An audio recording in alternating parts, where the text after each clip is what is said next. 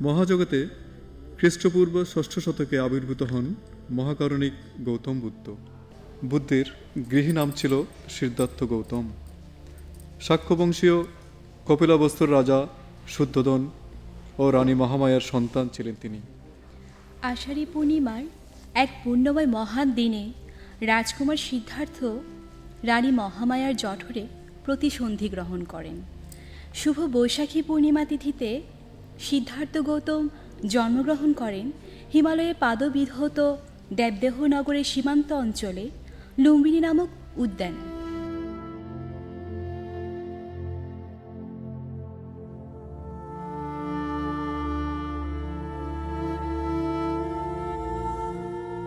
পরিণত বয়সে শাক্য রাজ্যের অপূর্ব রূপবতী যশোধরার সাথে বিবাহ বন্ধনে আবদ্ধ হন সিদ্ধার্থ। কিন্তু দিব্য সুন্দরী স্ত্রী থাকার পরেও সংসারের প্রতি তিনি ছিলেন প্রবল উদাসীন। একসময় যশোধরার কোল জুড়ে জন্ম নিল এক পুত্র সন্তান। সেই পুত্রের নাম রাখা হলো রাহুল। সমস্ত কপিলাবস্তু নগরী সেদিন আনন্দ উৎসবে মেতেছিল, কিন্তু সিদ্ধার্থ সে উৎসবে সামিল হতে পারলেন না। সিদ্ধার্থ চিন্তা করলেন, রাহুলের জন্ম হয়েছে, অর্থাৎ বন্ধনে জন্ম হয়েছে। সিদ্ধার্থের বয়স তখন 29 বছর। জীবনের প্রাচুর্যের মধ্যে থেকেই তিনি জীবন সত্যিকে উপলব্ধি করেন। তার অন্তরে গভীর ভাবোদয় হল, এ জগতে দুঃখ অনন্ত অসীম এবং সময় অতি ক্ষণস্থায়ী। সংসারে মায়াজাল আমাকে ছিন্ন করতেই হবে। সেদিন ছিল আষাঢ়ী পূর্ণিমা তিথি। অতঃপর দুঃখ মুক্তির পথ সন্ধানে সিদ্ধার্থ গৃহত্যাগ করলেন। দীর্ঘ 6 বছর নেপালের নৈরঞ্জনা নদীর তীরে মহাবোধি বৃক্ষমূলে কঠোর সাধনার মাধ্যমে এক বৈশাখী পূর্ণিমা তিথিতেই তিনি অর্জন করলেন মহাজ্ঞান, পরম বুদ্ধত্ব।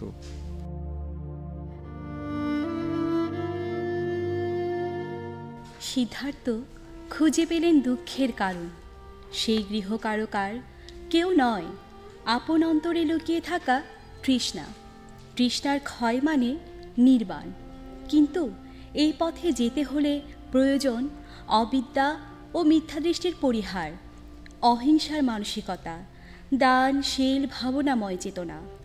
বুদ্ধত্ব লাভের পর জীবজগতের কল্যাণে সুদীর্ঘ 45 বছর তার অমৃতময় নির্বাণ ধর্ম প্রচার করেন। বিশ্ব সভ্যতার প্রবহমান সময়ের স্রোতে মানব জাতি তার মাঝে অবলোকন করেছে প্রজ্ঞা, মনুষ্যত্ব ও কল্যাণের উত্থান। বুদ্ধের বয়স যখন 80 বছর, তখন তিনি ভিক্ষু সংঘসহ শেষ বর্ষা যাপন করেন বৈশালীতে। সেখানে একসময় তিনি ভীষণ রোগাক্রান্ত হন। সে সাংঘাতিক পীড়া তিনি বীর্য বলে বিনোদ করে জীবন সংস্কার করে ধীরে ধীরে সুস্থ হয়ে উঠেছিলেন। বর্ষাবার শেষে বুদ্ধ আনন্দ ও অপরাপর ভিক্ষু সংঘসহ বৈশালী থেকে শ্রাবস্তি এবং শ্রাবস্তি থেকে রাজগৃহে এসে প্রথম সারিপুত্র স্থবির এবং পরে মোগলায়ন স্থবিরকে অন্তিম বিদায় দিয়ে বৈশালীতে কুটাগারশালায় অবস্থান করছিলেন।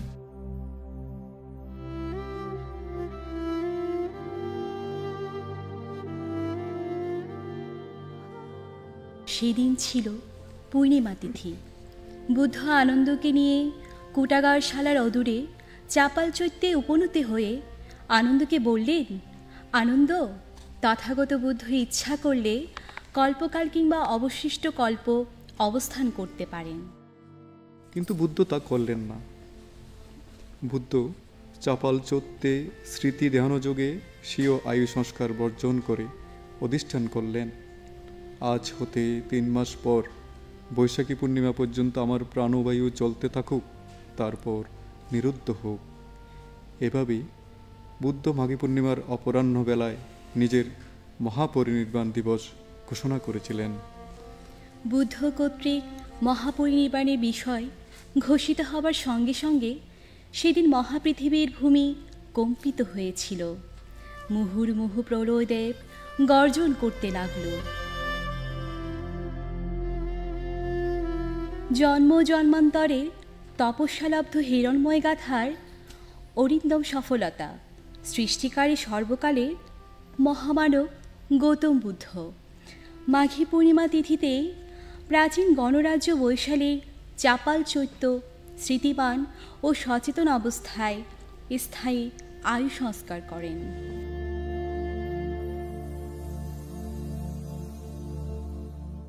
তিনি বলেছিলেন, হে ভিক্ষুগণ, অপ্রমত্ত, স্মৃতিমান ও সুশীল হও। সঙ্গের উদ্দেশ্যে এটাই ছিল বুদ্ধের অন্তিম ধর্মদেশনা। অতঃপর ৮০ বছর বয়সে তিনি চিরতরে লোভ, দেশ, মোহ ক্ষয় করে জন্ম মৃত্যুর বন্ধন ছিন্ন করে বৈশাখী পূর্ণিমাতে পরিনির্বাপিত হলেন।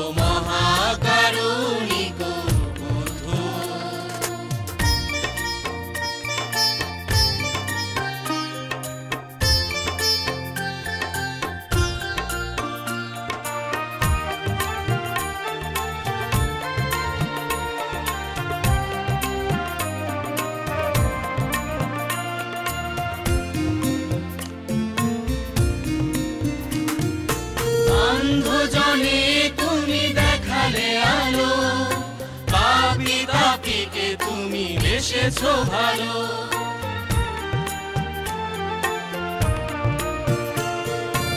অন্ধজনে তুমি দেখালে আলো, পাপী তাপীকে তুমি বেসেছো ভালো। তোমার মহিমা অপারসী, তুমি চিরশাশ্বত। ওগো মহাকারুণিক বুদ্ধ, একটু কৃপা করুণা পেতে হয়েছি আজ সমবেত। ওগো মহাকারুণিক বুদ্ধ।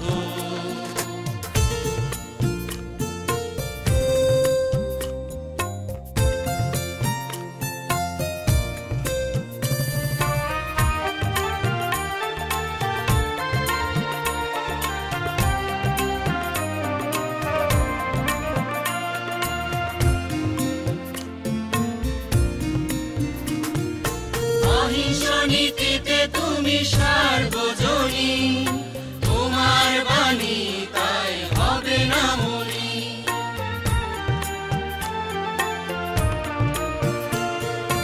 অহিংস নীতিতে তুমি সার্বজনী, তোমার বাণী তাই হবে না মনি। তোমার প্রয়োজন বিশ্ব মানে, তুমি চিরজা মহাকারুণিক বুদ্ধ। একটু কৃপা করুণা পেতে হয়েছি আজ সমবেত।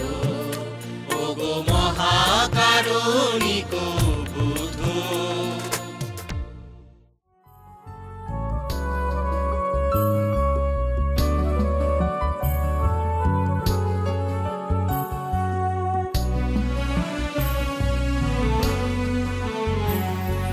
জীর্ণ দেহে জাগাতে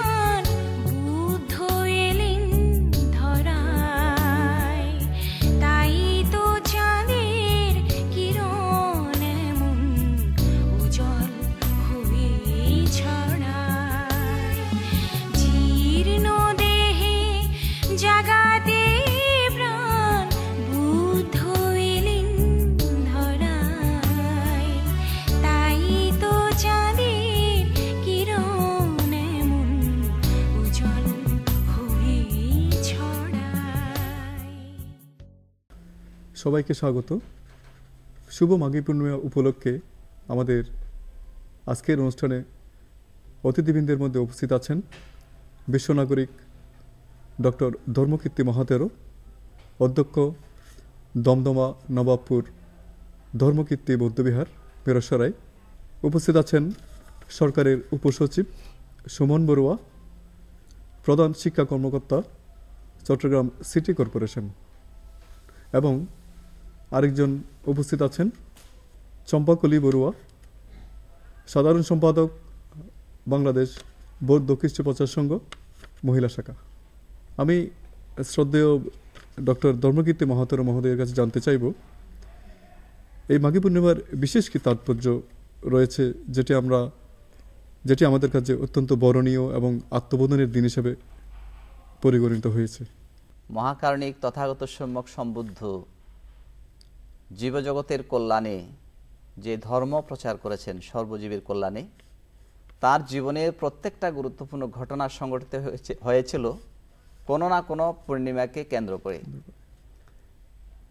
আপনারা জানেন যে বুদ্ধের জন্ম, বুদ্ধত্ব লাভ, মহাপরিনির্বাণ তিনটাই কিন্তু পূর্ণিমা কেন্দ্রিক। এবং মাঘী পূর্ণিমা হলো এমন একটি পূর্ণিমা যে আমাদের গৌতম বুদ্ধ আপনাদের যখন বুদ্ধি জ্ঞান লাভ করেছেন, তিনি জন্ম মৃত্যু রহস্য জ্ঞান তিনি অর্জন করেছেন, এবং তিনি পরচিত্ত বীজানন জ্ঞান এবং তিনি পূর্ব নিবাসানুস্থিতি জ্ঞান, এই জ্ঞান তিনি অর্জন করেছেন। মাঘী পূর্ণিমায় তিনি ঘোষণা করেছেন যে আপনারা জানেন পৃথিবীর সাধারণত মানুষের একটা উৎসুক থাকে যে কখন মানুষ মৃত্যুবরণ করবে। সাধারণ মানুষরা এটা জানে না, বুদ্ধ কিন্তু এটা জানতেন। এজন্য তিনি তার পরিনির্বাণ লাভের মৃত্যুর 3 মাস আগে আজকের এই মাঘী পূর্ণিমার দিনে তিনি ঘোষণা করেছিলেন যে আগামী বৈশাখী পূর্ণিমার তিথিতে আমি পরিনির্বাপিত হব। বিশেষ করে এই দিনটা এই জন্য অত্যন্ত তাৎপর্যপূর্ণ, তিনি বুদ্ধ হয়েও তিনি মৃত্যুকে, আমরা জানি জন্ম মৃত্যুকে তিনি অতিক্রান্ত করেছেন, কিন্তু এরপরেও তিনি এটা প্রমাণ করে গেছেন যে তিনি বুদ্ধ হওয়ার পরেও তিনি যে অনিত্য, দুঃখ, অনাত্ম 3টা দর্শন তিনি আবিষ্কার করেছেন। জগতের সমস্ত মানুষ এবং প্রাণী তারা যে অনিত্যতার মধ্যেই তারা আবদ্ধ, তার এই ঘোষণা থেকে তিনি সেটা প্রমাণ করেছেন যে আমি বুদ্ধ হয়েও আমি যে স্থায়ী বা নশ্বর পৃথিবীতে আমি থাকতে পারছি না। উপসচিব মহোদয়ের কাছে জানতে চাইব, সুমন বড়ুয়ার কাছে, এই মাঘী পূর্ণিমা উপলক্ষে কিন্তু আজকে থেকে বা গতকাল থেকে বিভিন্ন স্থানে মেলা শুরু হয়েছে।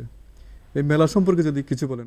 মাঘী পূর্ণিমা যখনই বছর ঘুরে আমাদের কাছে আসে, বিশেষ করে যারা বৌদ্ধ ধর্মে বিশ্বাসী, যারা বৌদ্ধ দর্শনে বিশ্বাসী বা এই সংস্কৃতির সাথে যারা যুক্ত আছে, তাদের কাছে যখন এই দিনটা আসে, এটা তাদের কাছে অনেক সময় আনন্দের দিন হিসাবে বিবেচিত হয়। সেটাকে কেন্দ্র করে মাঘী পূর্ণিমা তিথিতে চট্টগ্রামের বিভিন্ন অঞ্চলে, বিভিন্ন থানায় বা বিভিন্ন উপজেলায় বিভিন্ন ধরনের মেলা বসে। যেমনটি আমরা এইভাবে বলতে পারি, পটিয়ার ঠাকুরপুনি যে গ্রামটি আছে, সেই গ্রামটিতে একটা বড় মেলা বসে, যেটাকে বলা হয় বুড়া গোসাইয়ের মেলা, বা চিটংয়ের ভাষায় আমরা বুড়া গোয়াইয়ের মেলা এভাবে বলে থাকি। এটার সময়কাল 5 থেকে 7 দিন হয়। এছাড়া এবং এটা শুরু হয়েছে 1855 খ্রিস্টাব্দ থেকে এটা শুরু হয়েছে, প্রায় 150 বছর হয় এটার, এই মেলার সময়কাল। রাউজান গ্রাম যেটি আছে সেটাতে পরিনির্বাণ মেলা হয়। মহাপরিনির্বাণ বিহার বলে একটা বিহার আছে, সেই বিহারকে কেন্দ্র করে তার আশেপাশে রাউজানে এই মাঘী পূর্ণিমা তিথিতে মেলাটা হয়। রাউজানে আরও একটি মেলা হয়, সেটি হলো ঈদুল গ্রামে, যেটাকে আমরা গোবিন্দ ঠাকুর মেলা বলে থাকি। এই গোবিন্দ ঠাকুর, যদিও ঠাকুর নামটি আছে, উনি প্রথম জীবনে উনি সন্ন্যাস জীবন গ্রহণ করেছিলেন এবং উনি ধ্যান সাধনা করেছিলেন। তখন ওনার নাম ছিল গোবিন্দ ভিক্ষু। পরবর্তী পর্যায়ে উনি গৃহী জীবন লাভ করেছেন বা আমাদের গৃহী জীবনে ফিরে এসেছেন। তার স্মৃতি, উনি যখন মারা যান, ওনাকে যেখানে সমাহিত করা হয়েছে, সেই তার স্মৃতির প্রতি শ্রদ্ধা জানিয়ে বা তার স্মৃতিকে পূজা করে, তাকে কেন্দ্র করে ওই তার সমাধিস্থল যেটা রয়েছে তার আশেপাশকে কেন্দ্র করে গ্রামবাসীরা একটা মেলা করে থাকেন। সেটাও এই মাঘী পূর্ণিমা তিথিতে, এবং এটা একটা বড় মেলা হয়ে থাকে। এটা কয়েকদিন ব্যাপী এই মেলাটি হয়। ফটিকচুরির আবদুল্লাপুরে শাক্যমুনি মেলা হয়, শাক্যমুনি বিহারে শাক্যমুনি মেলা হয়।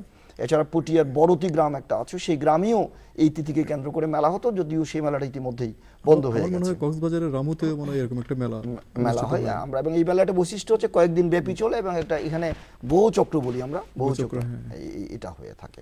এছাড়া আমাদের পার্বত্য চট্টগ্রামের কোনো কোনো জায়গায়, বিশেষ করে খাগড়া দিঘিনালা উপজেলা যেটা আছে, সেই মাটিরাঙ্গায় সম্ভবত একটা এরকম মেলা হয়, এবং দিঘিনালায় এই তিথিতে এরকম একটা মেলা হতো, এটা এখনো চলমান আছে। এবং আমি মনে করি মেলা মানে বাঙালি সংস্কৃতির একটি অংশ, দীর্ঘদিন ধরে যেটি বয়ে আসছে, সেই ঐতিহ্যকে ধারণ করে এই মেলাগুলো হচ্ছে। চম্পাকলি বড়ুয়া, যিনি বাংলাদেশ বৌদ্ধ কৃষ্টি প্রচার সংঘ মহিলা শাখার সাধারণ সম্পাদক, ওনার কাছে জানতে চাইব, এই যে বৌদ্ধ ধর্মীয় উৎসব পার্বণাদি, এগুলো পারিবারিকভাবে কতটুকু প্রভাব ফেলতে পারে? তা আমি মনে করি এই যে পরিবারে যেসব মারা আছেন, আমাদের প্রথমেই আমরা যখন ছেলে মেয়েদের, কারণ পরিবার হলো যে কোনো কিছু শিক্ষার প্রাথমিক শিক্ষা কেন্দ্র, এবং মা বাবা হলো সব কিছুর আদি শিক্ষাগুরু। কাজে আমরা ছেলে মেয়েদেরকে প্রাতিষ্ঠানিক শিক্ষার হাতে করে দেওয়ার সাথে সাথে আমাদের ধর্মীয় শিক্ষা তাদের সেভাবে দেওয়া শুরু করতে হবে। এটা পরিবারের প্রত্যেকটা মা বাবার প্রথম কর্তব্য আমি মনে করব। আর এই যে পূর্ণিমা, আমরা যে মাঘী পূর্ণিমার কথা আজকে ভান্তে আমাদের ব্যাখ্যা করেছেন এর তাৎপর্য, সেরকম প্রত্যেকটা পূর্ণিমার তাৎপর্য আমাদের মা বাবার পরিবার তরফ থেকে সন্তানদেরকে অবহিত করতে হবে। এবং এই প্রত্যেকটা পূর্ণিমার গুরুত্ব কি, কেন আমরা মাঘী পূর্ণিমা পালন করব, বা মাঘী পূর্ণিমা পালন করলে আমাদেরটা কি ফল দিবে, এগুলো আমাদের পরিবার থেকে ছোটবেলা থেকে এই সন্তানকে এই বিষয়ে আমাদেরকে আত্মস্থ করাতে শিখতে হবে।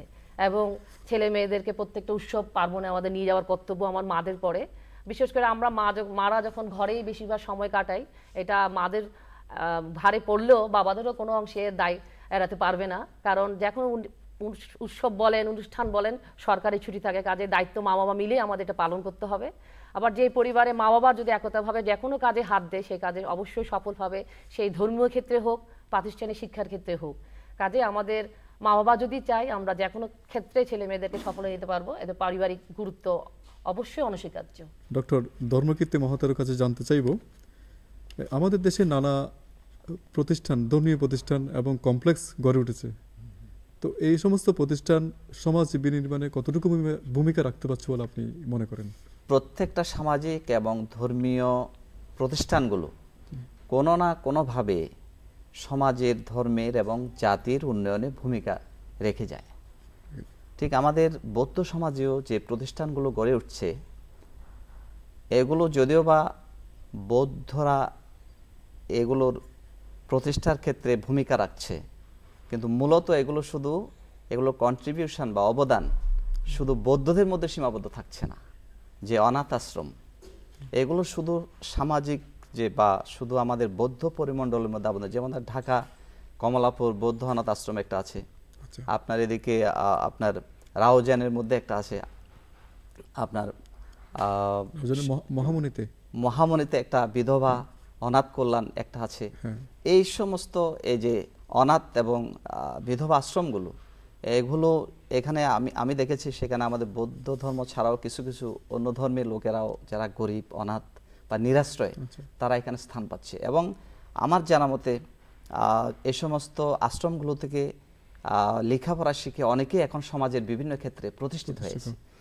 এগুলো ছাড়াও আমাদের সমাজের মধ্যে যেমন মনে করেন বেশ কিছু আমাদের ধর্ম শিক্ষা প্রতিষ্ঠান গড়ে উঠছে, যেমন মনে করেন কদলপুরের মধ্যে ভিক্ষু প্রশিক্ষণ কেন্দ্র এবং উখিয়ার মধ্যে ভিক্ষু প্রশিক্ষণ কেন্দ্র। আপনারা জানেন যে বৌদ্ধ ভিক্ষুরা তো পুরা বুদ্ধের মৈত্রী, করুণা, মুদিত, উপেক্ষা এবং শান্তির বাণী এবং শান্তির দূত হিসেবে দিকে দিকে মানুষকে প্রচার করছে। যে ধর্মের মধ্যে কোনো সহিংসতা নেই, মানবতা, ভালোবাসা, বিশ্বপ্রেম যেখানে আছে, এবং সেই মেসেজগুলো আমাদের বৌদ্ধ ভিক্ষুরা প্রতিনিয়ত দিচ্ছে, এবং সেই ভিক্ষুদেরকে গড়ে তোলার জন্য এই দুইটা প্রতিষ্ঠান এখানে ভূমিকা রেখে যাচ্ছে। এছাড়া এখানে আমাদের বেশ কিছু আমাদের বৌদ্ধ সংগঠন আছে জাতীয়ভাবে, যেমন মনে করেন বাংলাদেশ বৌদ্ধ সমিতি, বৌদ্ধ কৃষ্টি প্রচার সংঘ। এরকম দেখা যাচ্ছে যে আমাদের যে ধর্মীয় প্রতিষ্ঠানগুলো আছে, সামাজিক প্রতিষ্ঠানগুলো আছে, এগুলো শুধু ধর্ম শিক্ষা বা সাধারণ শিক্ষার সাথে সম্পৃক্ত না, বিশেষ আমাদের কালচারাল যে আমাদের যে সংস্কৃতি যেটা, এটাকে ধরে রাখার জন্য বেশ কিছু সংগঠন এগুলো কাজ করে যাচ্ছে আমাদের সমাজের মধ্যে। তো সেই জন্য আমি মনে করি যে আমাদের যে পালি শিক্ষাটা, আপনি জানেন বিহার ভিত্তিক আমাদের ধর্ম শিক্ষাটা, যে আমাদের সঙ্গরাজ ভিক্ষু মহামণ্ডল ধর্মীয় শিক্ষা পরিষদ একটা আছে, আপনারা জানেন, এগুলো বিগত 35 বছরেরও বেশি কাল ধরে মানে ছোট শিশু কিশোরদেরকে নৈতিকতা শিক্ষা, ধর্মের শিক্ষা দিয়ে যাচ্ছে এবং এরা একটা বেশ ভূমিকা পালন করে যাচ্ছে। আপনারা জানেন সমাজের সহিংসতা রোধ করার জন্যে মানে এই ধর্মীয় বা নৈতিকতার শিক্ষাগুলোর কোনো বিকল্প নেই। বাংলাদেশ সরকারের মাননীয় দেশনেত্রী শেখ হাসিনা সহ শিক্ষামন্ত্রীর কাছে আজকে এখান থেকে আমি বৌদ্ধ সমাজের মেসেজটা আমি পাঠিয়ে দিতে চাই যে আমাদের পালি টোল এবং পালি কলেজগুলোতে যদি মাদ্রাসা শিক্ষার মতো এবং উচ্চ মাধ্যমিক শিক্ষার মতো যে শিক্ষকেরা যদি বেতনের স্কেলটা পায়, তাহলে তারা একটা শুধু বৌদ্ধ সমাজ না, পুরো জাতির জন্য একটা কন্ট্রিবিউশন রাখতে পারবে। উপসচিব মহোদয়ের কাছে জানতে চাইব, সুমন বড়ুয়ার কাছে, চট্টগ্রাম সিটি কর্পোরেশন অধিভুক্ত যে সমস্ত স্কুল এবং কলেজ রয়েছে, তো ধর্মীয় শিক্ষা কারিকুলামের মধ্যে হয়তো একটা ধর্মীয় শিক্ষা অবশ্যই রয়েছে, বৌদ্ধ ধর্মীয় কথাই আমি বলবো, তো এর বাইরে কি কোনো উৎসব পালন করা হয়, মানে হয়তো বুদ্ধ পূর্ণিমা মিলে বা অন্য কোনো পূর্ণিমা উপলক্ষ করে? আমাদের যে ধর্মীয় উৎসবগুলো আছে বা ধর্মীয় যে তিথিগুলো আছে তার তো ধর্মীয় একটা গুরুত্ব আছেই, যেটা ভান্তিও বলেছেন, কিন্তু এর একটা সামাজিক গুরুত্ব আছে, একটা সাংস্কৃতিক গুরুত্ব আছে। সেটাকে ধারণ করেই সিটি কর্পোরেশনের বিভিন্ন প্রতিষ্ঠানগুলো পরিচালিত হয়ে থাকে। অর্থাৎ প্রতিটি বিষয়ের কেবলমাত্র প্রাতিষ্ঠানিক গুরুত্ব নয়, তার সামাজিক গুরুত্ব, সাংস্কৃতিক গুরুত্ব বা সমাজে এর বিভিন্নমুখী গুরুত্বকে বিবেচনা করে আমরা প্রতিষ্ঠানগুলি পরিচালিত করে থাকি। আমাদের যে প্রতিষ্ঠানগুলো আছে সেই প্রতিষ্ঠানগুলোতে বৌদ্ধ ধর্মাবলম্বী যারা শিক্ষার্থী আছে, আমি এবছর চাইব বৈশাখী পূর্ণিমা তিথি যেটা আছে, যেটা আমাদের সবচেয়ে বড় তিথি বা বড় পূর্ণিমা, সেই পূর্ণিমাটা আলাদাভাবে উদযাপন করা যায় কিনা প্রতিষ্ঠানের পক্ষ থেকে। তাতে কেবলমাত্র বৌদ্ধ শিক্ষার্থী যারা আছে তারাই যে লাভবান হবে তারা না, বরং বৌদ্ধ ধর্মের যে সার্বজনীনবাদ আছে বা বৌদ্ধ দর্শনের যে সার্বজনীনতা আছে সেই বিষয়টাও সাধারণ শিক্ষার্থী তারা যারা আছে তারা জানতে পারে। অতিথি চম্পাকলি বড়ুয়ার কাছে জানতে চাইব, বর্তমান তথ্য প্রযুক্তির উৎকর্ষতায় তরুণ প্রজন্মরা, বিশেষ করে তরুণ প্রজন্মের কথা আমি বলতে চাই, যেভাবে নিজেদের সময় অপচয় করছে বিভিন্ন মাধ্যমে, ফেসবুকে বলেন, টুইটারে বলেন, ইন্টারনেটে বিশেষ করে, তো এদের কিন্তু আমি মনে করি ধর্মচর্চার প্রতি একটা উদাসীনতা সৃষ্টি হয়েছে, কারণ তারা সবসময় কিন্তু ব্যস্ত থাকছে। দিনের বেশিরভাগ সময় কিন্তু তারা পড়ালেখা এবং পড়ালেখার চেয়ে এই মাধ্যমটাকে তারা বেছে নিয়েছে তাদের বিনোদনের মাধ্যম হিসেবে। তো এর থেকে পরিত্রাণের কী উপায় বলে আপনি মনে করেন, এবং নতুন তরুণ প্রজন্মরা কিভাবে ধর্মচর্চার প্রতি আগ্রহী হতে পারে বলে আপনি মনে করেন? আমি যদি ধর্ম না করি বা আমি যদি ধর্মচর্চা না করি, সেক্ষেত্রে আমি আশা করতে পারবো না যে আমার ছেলে ধর্মচর্চা করবে। যেমন মহাত্মা গান্ধী একটা কথা বলেছেন, তোমরা বাইরের হাওয়া গ্রহণ করবে, কিন্তু এমন হাওয়া তোমরা নিও না যেতে যে হাওয়া তুমি নিজেই উড়িয়ে যাবে। কাজে আমাদের তরুণদের জানতে হবে আমাদের কোনটা ভালো কোনটা মন্দ। আমরা অবশ্যই যুগের সাথে তাল মিলে আমাদের চলতে হবে। আমাদের ফেসবুকে আমাদের মাধ্যমে আমরা অনেক কিছু জানতে পারছি, কিন্তু তারপরেও আমাদের নিজেদের স্বকীয়তা, যে আমাদের ধর্মবোধ, ধর্মীয় চেতনা, এটা আমাদের অবশ্যই বজায় রাখতে হবে। সেটা যে ধর্মেই হোক, ধর্মীয় বোধের গুরুত্ব সব ধর্মেই সমান।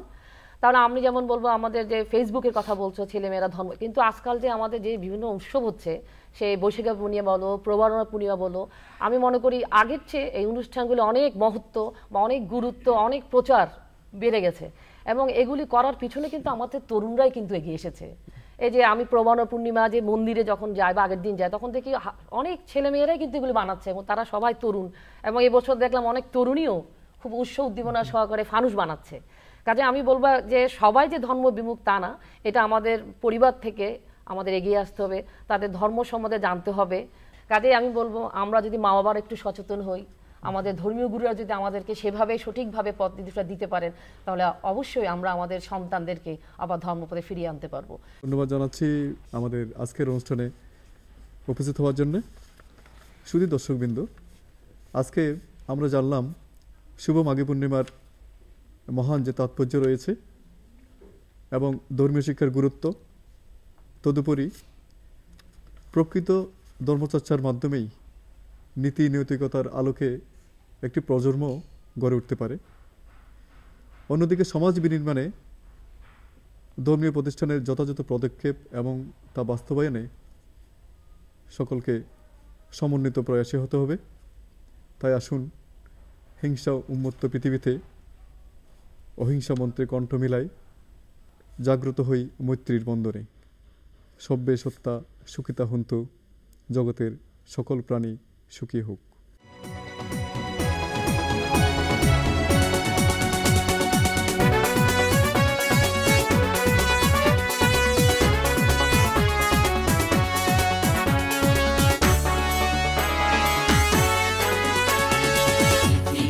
সব কবি হৃদয়ে বুদ্ধ জেগেছে তাই, বুদ্ধ জেগেছে তাই।